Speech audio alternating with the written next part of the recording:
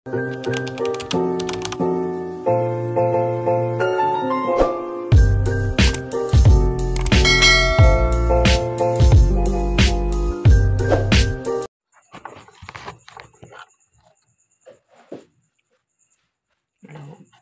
good morning. May buntag, migo-miga. Akong istorya sa inyo ang live sa ako ang editor nga mag-timo permanente sa akong edit. Kana siya migo-miga. Luoy kay na siya kahimtang sa gamay pa. Sige lang na siya o ipa-ingon og adapt sa iyang lula gyud nga insakto.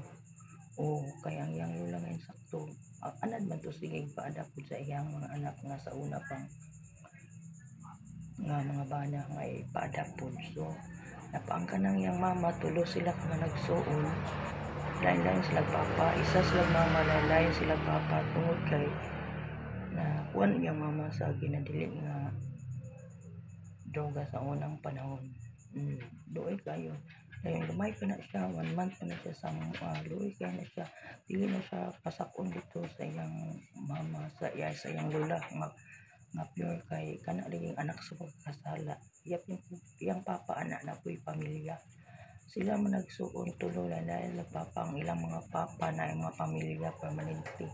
Tulo sila, isa ka laki, duha ka babae. Ug kanang gamay karon nga babae nga usahay makuyog na ko sa sayaw nga kana si Kisha mo na yang manghod. So naa na po sila diri sa amuha karon kay ilang mama among gipadtos Manila. Kay sa diri daghan kayong mga linding nga mahulang-hulang dahil wala trabaho. O nang giadto na mo, gipalarga na mo yung mama dito, gibilin sila, nibalik siya og bilin diri, gi-apply po na yung manghod. Mo nang dito kay aron makabayad siya mga linding. So sa una, luoy gid kay na si Gungun. Dayon diri na siya na love man gyud siya sa amo. Diri man gyud ang iyang kusog nga love sa amo kay sa iyang mga ginikanan. So gikuha na pud namo siya og balik kay dito man na siyang nag high school kay kuha lagi pabantay pud anang kinamanghuran niya nga manghod. Okay, yung mama ko gihan lagi mangita pud og kanang anak nga lain-lain. Lain og bana, puro na yung mga kabilinggan ang tulo siya, ang iyang papa na nay kabilinggan pod, ang katoy kaduha nga laki na po'y kabilinggan, ang iya akong kinamanghuran na po'y kabilinggan, puro na kabilinggan ang na-commit sa iyang mama.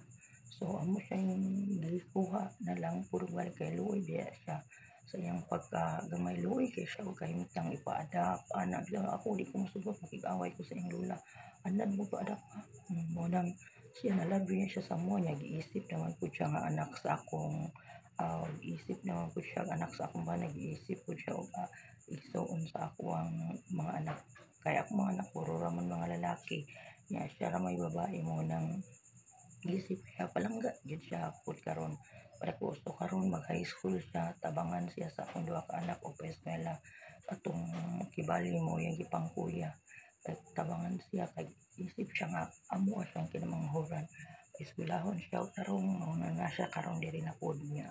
Muna niingon man siya sa kuha na ko win tabangan lang ko win insya hinay lang ta og kanang vlog may na lang kaluy-an ta nga monetize ana siya monetize sa mga kay karon makatabang-tabang po sa akong pag-eskwela sa karon nasa sa kuha siya maghinay-hinay og edit sa ako ang kanang ipang vlog ipang reels unang mao gyud ang live sa ako ang editor.